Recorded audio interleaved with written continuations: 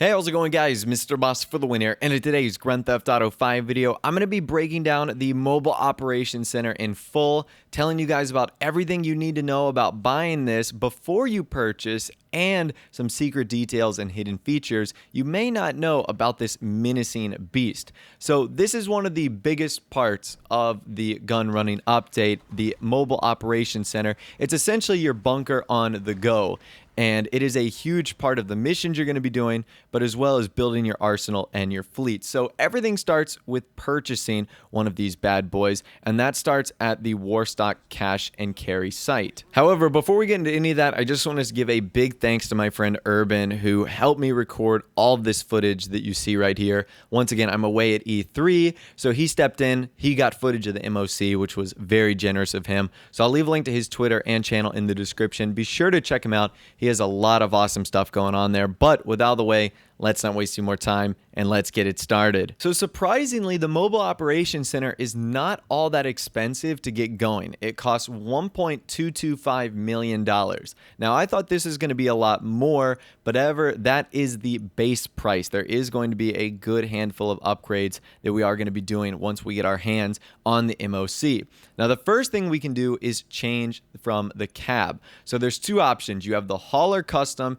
and you have the Phantom Custom. We're going to talk about some of the benefits of those in a little bit later. And then you've got three bay areas. Now, these bay areas can be interchanged between 5 different options. Option number 1 is the Weapon Workshop that gives you access to the 6 new Mark II weapon variants and over 80 new mods. The Weapon and Vehicle Workshop that includes a Weapon Workshop and a vehicle workshop, but that will take up 2 out of your 3 bays. Then you've got the personal vehicle storage, which will allow you to store one of your personal vehicles inside. The living quarters, which includes seating, a wardrobe, and access to the mobile operations app used for launching mobile operation missions. And then the command center, which is a bay that uses a wardrobe, the MOC remote turret control, and the mobile operations app as well for launching those mobile operation missions. So that's basically what you have to choose between. You get 3 spots and you've got to pick between the 5. And at the very bottom, it gives you an option for your interior color, and you only get 4 of them, which is a little bit surprising. You've got black,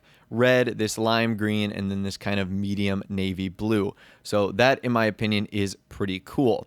Now, once you're on the inside of the MOC, you'll notice that this thing is pretty massive. It's basically 3 individual rooms that you can run through. And just like you see in the real world on the minimap, you've got icons for like a gun space, a computer, everything like that. Now, some aspects of it may be empty if you just choose to be in there, because one of them might be to drive a vehicle, and you're obviously going to need that open space if you're going to be driving a vehicle in there, which is pretty cool. But nonetheless, this is an awesome area, and it's just so unique. I love seeing the weapons on the wall. I love seeing like all the props and everything like that. The command center is very, very cool with all those chairs and the ability to access the flat screen TVs that will allow you to basically log into the Mobile Operations Center app and control the turrets. It's a really, really cool process. The customization isn't as in depth as I thought it was going to be, but it's still really cool. And you can create some unique combinations here in terms of making it a living space that has a command headquarters, or making this thing a giant workshop on the go. That's another thing that you could do with the Mobile Operations Center. As I mentioned earlier, you can bring all the vehicles inside of the MOC to have them customized, which is awesome. And when I say all vehicles, I mean all new vehicles can fit inside of the Mobile Operations Center. So whether it is the Armored Tampa or the APC or the Dune FAV, all of them can fit inside the Mobile Operations Center, which is absolutely awesome. And once again, if you want personal vehicle storage, you can have that added to that as well. So now let's move up to the front of the Mobile Operations Center, and let's talk about some things you need to know about the cab. Number 1, choosing between the Phantom and the Hauler, there's essentially one big difference, and that is that the Hauler has armor plating. So the Hauler is your more premium option here,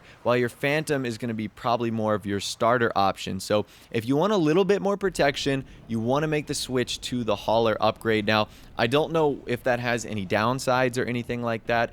I know the shape of the cab is certainly different, but other than that, I'm not too sure. Another thing you need to know is that the MOC can be pulled by the Phantom Wedge. Now, you guys obviously know the devastating power of what the Phantom Wedge can do, whether it's moving, cars or vehicles or objects out of its way, or if you want the speed boost. The Phantom Wedge is like ridiculously fast when you compare it to other tractor trailers. So try it out for yourself. That's actually a really cool option that you can do. You can get the Phantom Wedge on there and you can get it rocking and rolling, which I think is going to be so epic to see these mobile operation centers cruising down the road with a Phantom Wedge pulling it. I think that is pretty awesome. A couple things regarding vehicles in the MOC. You can only customize the new cars in the vehicle upgrade part of the MOC. As I mentioned earlier, you cannot do this in the office garage or Los Santos Custom Shop. So again, it makes the Mobile Operations Center very valuable in terms of being able to upgrade the vehicles. And also, I mentioned this earlier as well, and I also mentioned this earlier, but make sure if you're doing any changes to your MOC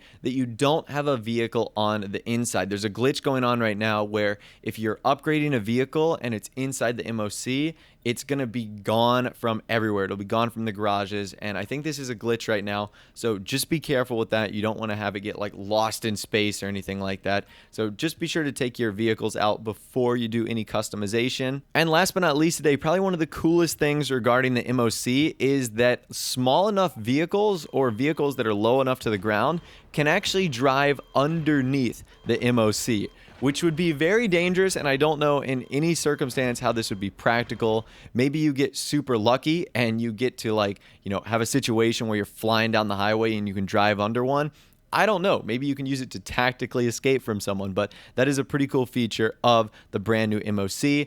And last but not least, I thought this was pretty cool. Inside of the bunker, a ramp will actually fall from the back of the Mobile Operations Center so you can drive your motorcycle in, which is a nice little cool feature. I didn't think Rockstar would include that, but they did. And they're, of course, showing some motorcycles the love. And, of course, the brand new one, the Rocket Bike. They're going to want to show some love for that as well. But anyways, that's all the information that I have for you guys in this video today regarding the brand new Mobile Operations Center here in Grand Theft Auto Online. I'd love to hear from you guys in the comment section down below. Let me know what you think of the MOC. Did it live up to your expectations? Was it a little bit less than you expected? How do you feel about the price? I want to hear from you guys down there. If you did go on and enjoy this video though, a like rating would of course be awesome. And also subscribe to my YouTube channel if you are new or you like daily GTA 5 videos like this. Without the way guys, like I said, thanks so much for watching. Take care, and I'll see you guys in the next video.